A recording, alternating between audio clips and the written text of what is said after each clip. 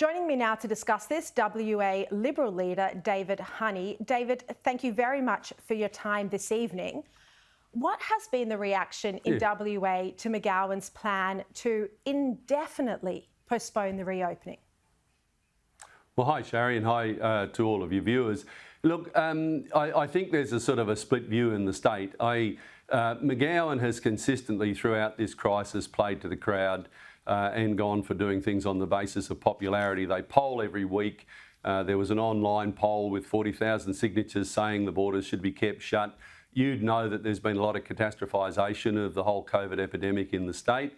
And I think Mark McGowan, of all of the premiers in Australia, is the person that's gamed this crisis the most. Having said that, I think it's probably true that the majority of Western Australians, ordinary citizens, support his decision. However, there are very large sectors of our community who are bitterly disappointed. I mean, clearly the business community is bitterly disappointed, and you can understand that. I mean, we have a skills shortage in Western Australia, I think, which is unparalleled, and that's now affecting every sector of our economy. I think the really cruel part of this, which you've already highlighted, is the separation of families. I've got a son in New South Wales, been there 2 years, and I still can't see him. I've spoken to families. They went over to sport competitions and other things in the eastern states thinking that they would be able to come back into Western Australia on February 5. Now they're stuck in the eastern states. Some of those families aren't, they're not rich. They've saved up their money to get their kids over for competitions because that's what they do leading up to the next Olympics. And now they're stuck in the eastern states, don't know when they can come back. There's a real cruelty in that. And of course, you've got a whole range of sporting teams. I think we've got 6 sporting teams now that are stuck in limbo, stuck interstate. Definitely there's been a definite turn against McGowan, particularly from the business community and senior figures in the business community. They feel bitterly betrayed because they were promised, look, it's been held up, but February 5's the date. And they planned, and then the Premier's made plans for it. They employed staff for it, and now all of these people are going to be let off effectively. David, this is the 3rd year we're now entering of this pandemic, and 2 full years since the world first found out about the coronavirus. Do you think, apart from the polling that you referred to, do you think that the fact that McGowan's pushed this back indefinitely is also a reflection on the state's hospital system not being ready, him not doing enough to get the hospitals ready for the patients that, invariably there will be deaths? We've seen that in the other states.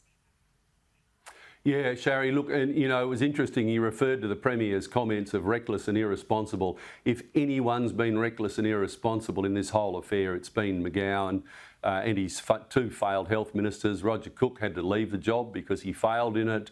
The new health minister, Amber Jade Sanderson, clearly is not up to the job. You would have seen her perform on television. She's just reading scripts and has no idea of what's happening in her portfolio. The Premier failed to prepare the state of Western Australia properly, and the hospitals is at the top of the list. You'd know we've got record ramping. I mean, ramping at 5 times the rate that the previous health minister described as a crisis under the previous Liberal government.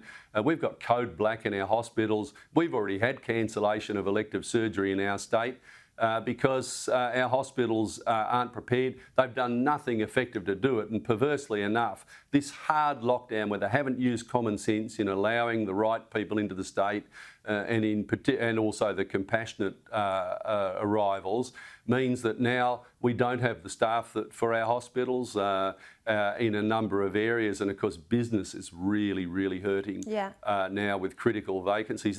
This is a failure of Mark McGowan and his government to prepare the state of Western Australia for the opening of the borders, and it's been condemned. And it's not just condemned by business figures or sporting figures or families. Dr. Norman Swan, I think probably the most respected public commentator on health, said that Western Australia should have opened up at the same time as South Australia and Queensland. Why is he worried? He's worried because Mark McGowan's strategy now will possibly have the state opening up at the worst possible time in the cold and flu season, when in fact all of those vulnerable people that he talks about who've already had their booster shot, the effectiveness of that's going to be waning by the time we get to May or whenever the Premier intends to open. This is a debacle on the part of the McGowan Labor government. Yeah, I have to say, Dr. Norman Swan being the most well-respected medical professional, that's probably if you're an ABC viewer, but I would say there'd be others top of the list for people watching Sky News right now. But I mean, you know, you refer to the fact that there is this split sentiment in WA, that there is a lot of support for Mark McGowan keeping the borders shut, you know, despite the lack of compassion. And clearly that must be the case, or he wouldn't be doing it. This is a very politically astute premier. He cares about the polling. He does it all the time. He wants to stay popular. So he must be getting some insight from the polling that people don't want to let COVID in. But as a premier, you have to lead as well. There needs to be leadership. And realistically, how long can he actually keep WA closed off? Yeah, look, well, one, exactly. You know, so we went through all of this palaver and all of this, the Premier saying he had a roadmap. We had the new health minister, once she was appointed, saying our hospitals are ready for the borders to open. And then, of course, at the last minute, the Premier's bailed. Not because I think, in fact, cogent medical advice. He's done it purely, I think, based on popularity. But where's the next roadmap? So what is he doing? We've got nothing now. I mean, we've gone from something where there was apparently certainty and he's backed down it, but exactly. now we hear there was absolutely a date. nothing. Now there's no plan, no date, no certainty. So, and that's very difficult for people who have mental health issues as well to have nothing to look forward to in life. David Honey, thank you. Impossible. Yeah. Yeah. David Honey, thank you very much for joining me this evening. Appreciate it.